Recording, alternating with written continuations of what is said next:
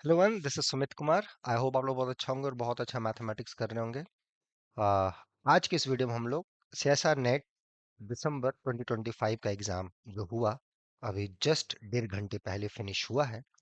और स्टूडेंट्स के जो मुझे क्वेश्चंस मिले हैं, जो उनको याद है, जो यहाँ पढ़ते थे और जो यहाँ नहीं पढ़ते थे, दोनों की तरफ से जो क्वेश्चंस मिले हैं, और जितने लोगों से बातचीत हो पाई, जिन्होंने अपना फीडबैक दिया कि एग्जाम का लेवल कैसा था, क्या चांसेस हैं और पिछले बार से कितना डिफरेंट था ये एग्जाम, उसके बेसिस पे मैं इस एग्जाम का रिव्यू करने वाला हूँ और प्रेडिक्शन देने वाला हूँ कि क्या इसके चांसेस रहेंगे कट ऑफ के। ठीक है।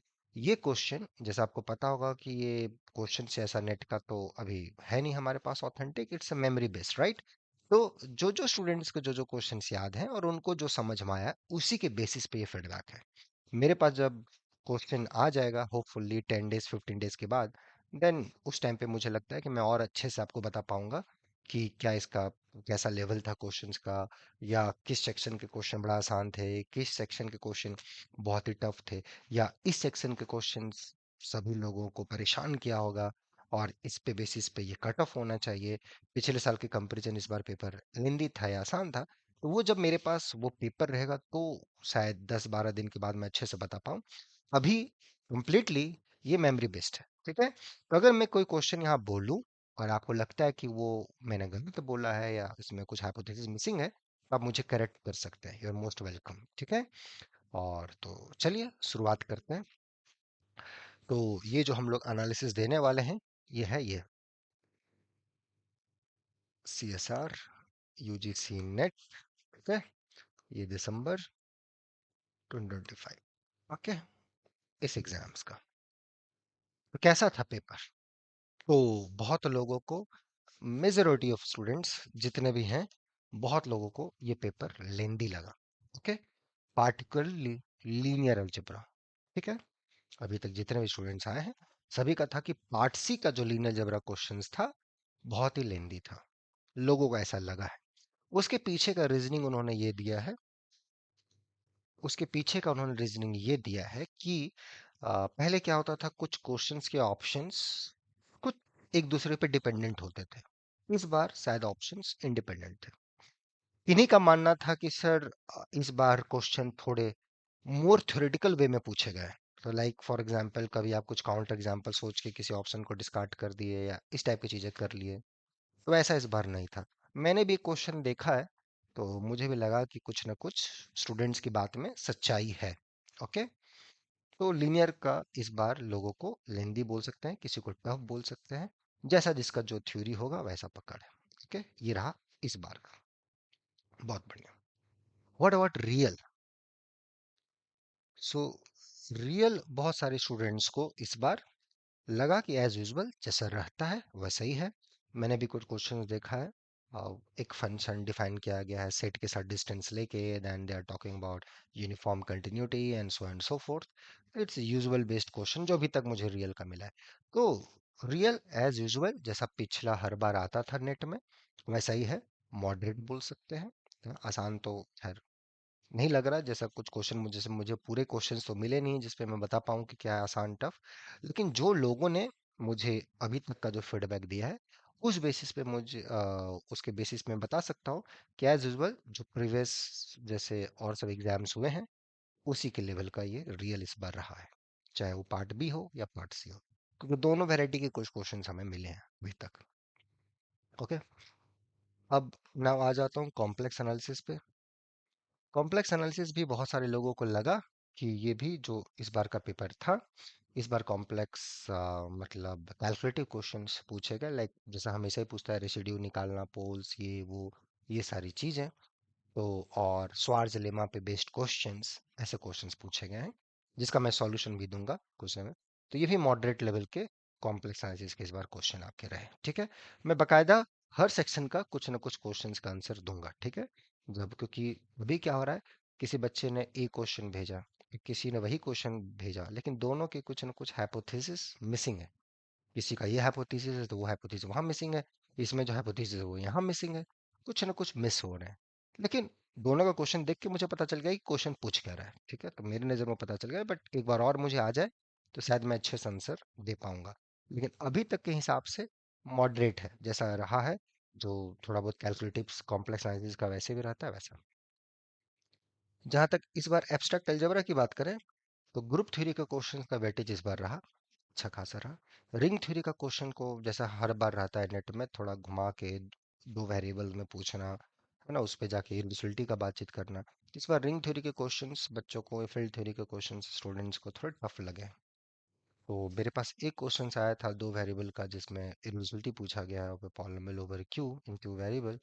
So it's not that tough, but ठीक है, स्टूडेंट्स के प्रोस्पेक्टिव से सोचे तो ठीक है, मान लेते हैं उसको।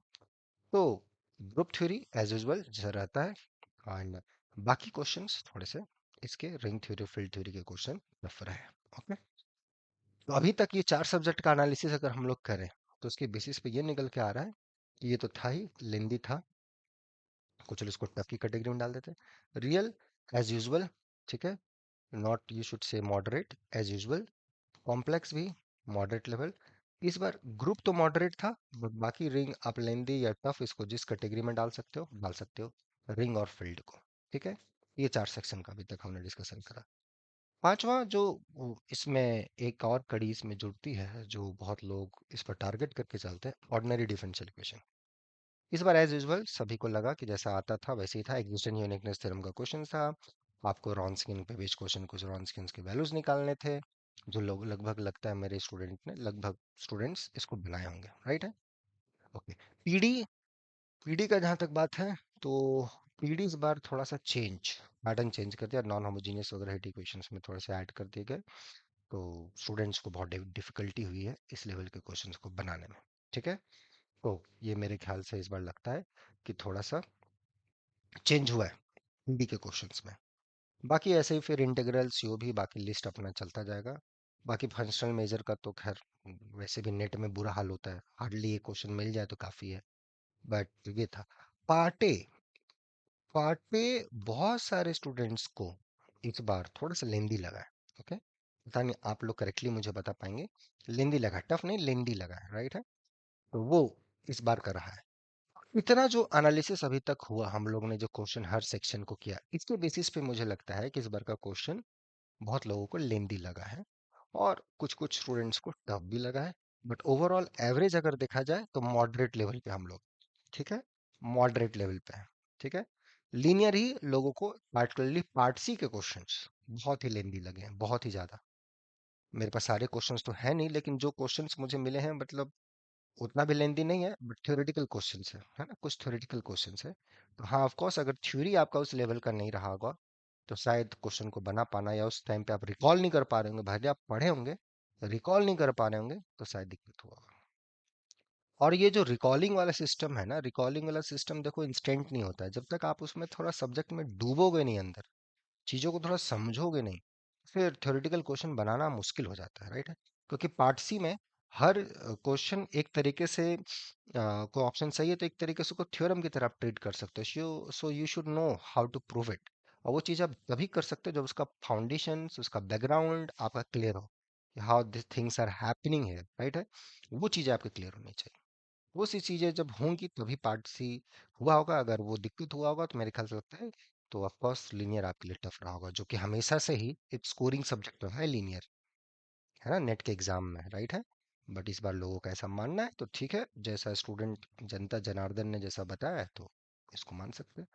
तो ये रहा, ऑन एवरेज मॉडरेट लेवल पे है, बट बहुत लोगों को आप 20-30% माने या 50% तक भी जाए, तो किसी को लेंदी और टफ क्वेश्चन में गया है। ठीक है, ये रहा अभी तक का। अब इसमें से कुछ क्वेश्चंस थे जो अभी तक जो स्टूडेंट से मुझे मिले हैं पार्टी सेक्शंस की, अगर मैं बातचीत करूं, तो जैसे कि कुछ थे कि, जैसे कि कुछ मैं एक दो कॉम्प्लेक्स जो लीनियर के क्वेश्चंस हैं जो मुझे अभी तक मिले हैं, मैं उसको थोड़ा आपके सामने देख दूं। कि अगर एम और एन दो कॉम्प्लेक्स मैट्रिसेस हैं, ठीक है, okay, such that trace of M k equal to trace of N k, right है, के इक्वल टू 1 2 3। ओके, तो इसके बेसिस पे कुछ क्वेश्चंस पूछे गए कि M square equal to N square, M cube equal to N cube, char polynomial of M and N are same, minimal polynomial of M and N are same. तो M trace of M and trace of N same, trace of M square trace of N square same, trace of M cube trace of N cube same, right है। तो इस type के questions आपके पूछेंगे। तो यहाँ से पूछा जा रहा है कि कैर polynomial minimal polynomials, what you can say, क्या इनके बीच का रिलेशन होगा नहीं होगा। तो इसका मैं सॉल्यूशंस दूंगा। कुछ ये क्वेश्चंस है। ओके।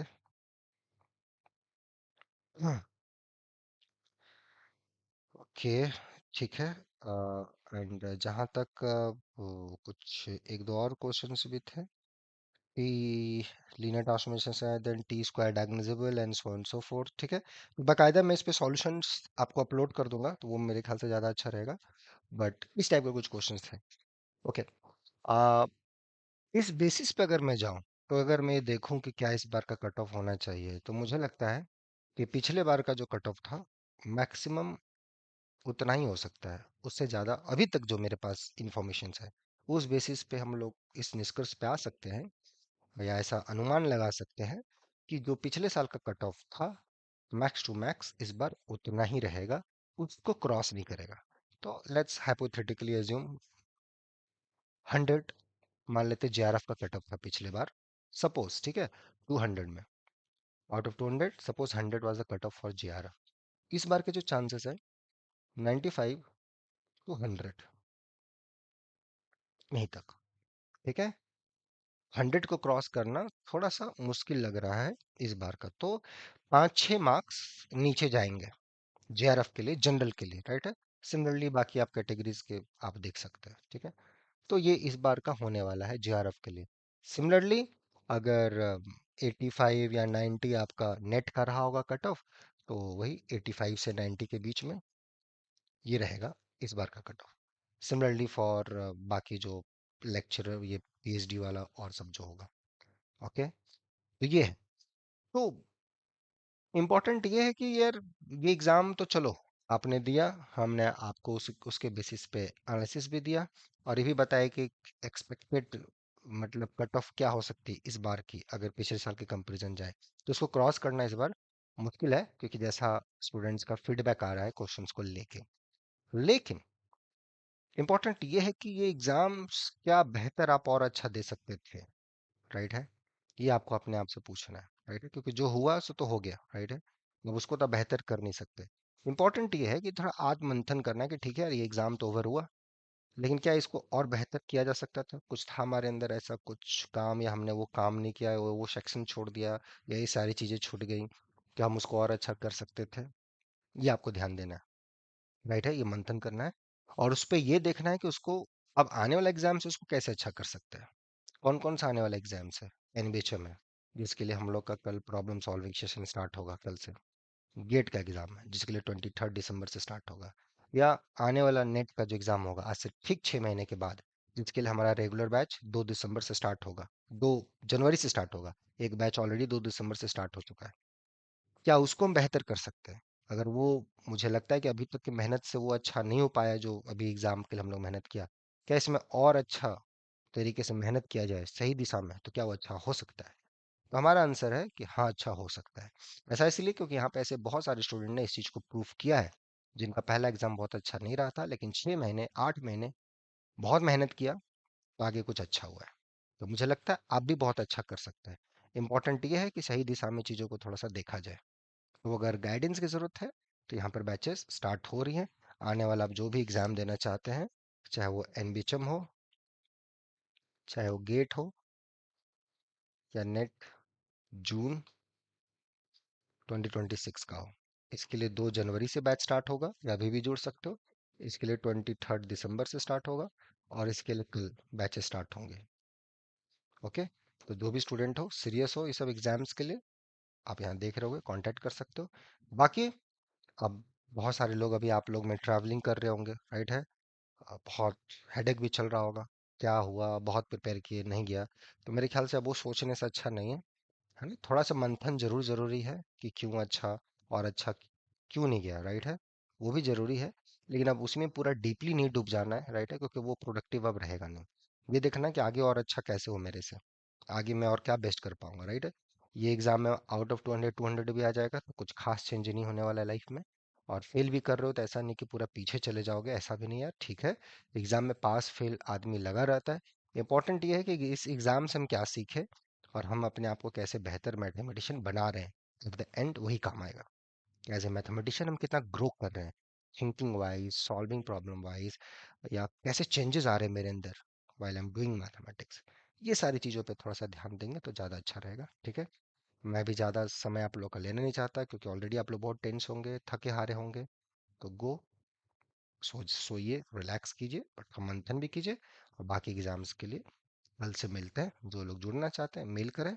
बाकी हमने सारा प्रेडिक्शन बता दिया, मेमोरी बेस्ड अभी तक जो क्वेश्चंस मिले हैं मुझे उसके बेसिस पे। और मैं कुछ देर में कुछ क्वेश्चन जो मुझे याद हैं या लगते हैं कि हाँ ये सही क्वेश्चन है, उसका सॉल्यूशन मैं दूंगा, ठीक है। मिलते हैं नेक्स्ट वीडियोस में। Till then enjoy the subject, take care, okay. और आने वाले एग्जाम्स के लिए wish you best of luck, bye.